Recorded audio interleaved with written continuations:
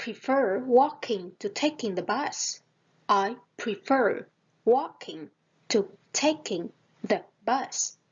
I prefer walking to taking the bus.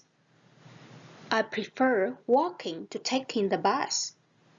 I prefer walking to taking the bus. Tôi thích đi bộ hơn là đi xe buýt. She prefers reading books in the evening. She prefers reading books in the evening. She prefers reading books in the evening. She prefers reading books in the evening. She prefers reading books in the evening. She prefers reading books in the evening. Cô ấy thích đọc sách vào buổi tối. He prefers eating at home rather than going out. He prefers eating at home rather than going out. He prefers eating at home rather than going out. He prefers eating at home rather than going out.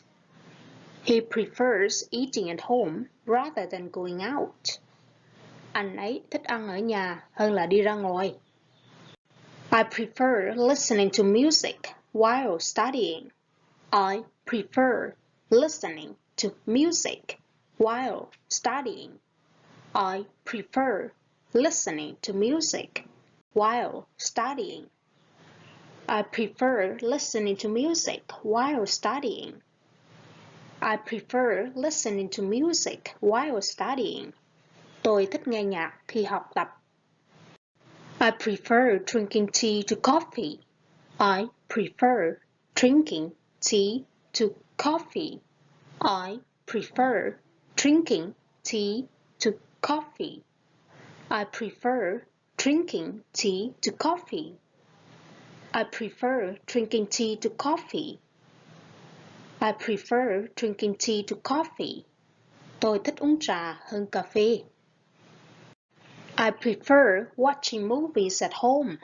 I prefer watching movies at home. I prefer watching movies at home. I prefer watching movies at home. I prefer watching movies at home. Tôi thích xem phim ở nhà. She prefers swimming in the morning. She prefers swimming in the morning. She prefers swimming in the morning. She prefers swimming in the morning. She prefers swimming in the morning. Cô ấy thích bơi vào buổi sáng. He prefers working in a team to working alone. He prefers working in a team to working alone. He prefers working in a team to working alone. He prefers working in a team to working alone. He prefers working in a team to working alone. Anh ấy thích làm việc nhóm hơn làm một mình. She prefers staying home on weekends. She prefers staying home on weekends. She prefers staying home on weekends. She prefers staying home on weekends.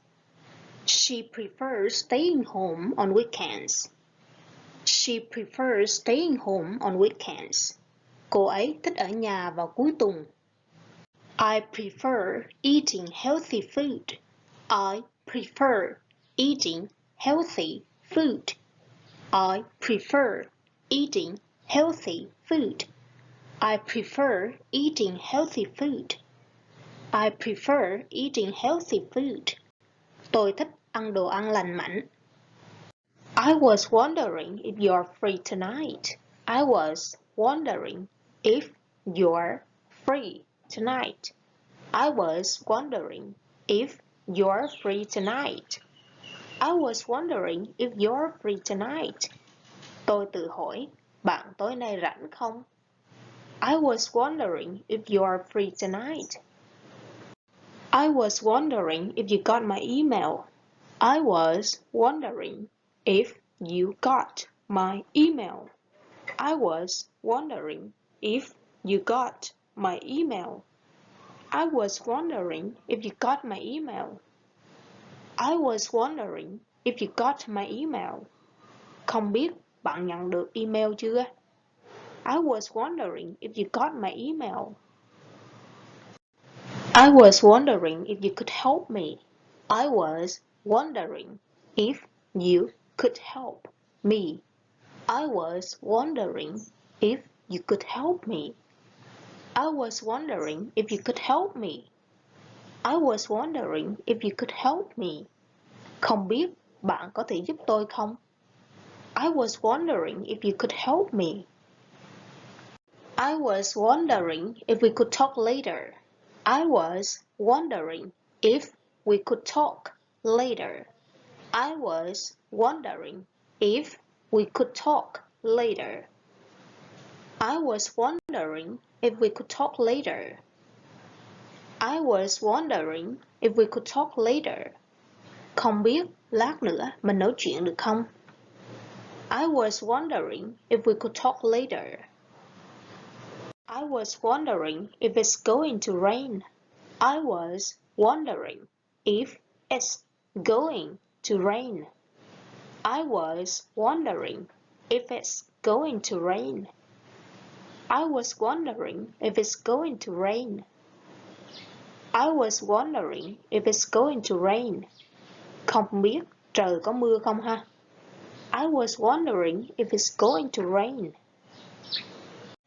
I was wondering if you're okay. I was wondering if you're okay. I was wondering if you're okay. I was wondering if you're okay. I was wondering if you're okay. Tôi đang lo, không biết bạn ổn không? I was wondering if you're okay. I was wondering if you've seen my phone. I was wondering if you've seen my phone. I was wondering if you've seen my phone.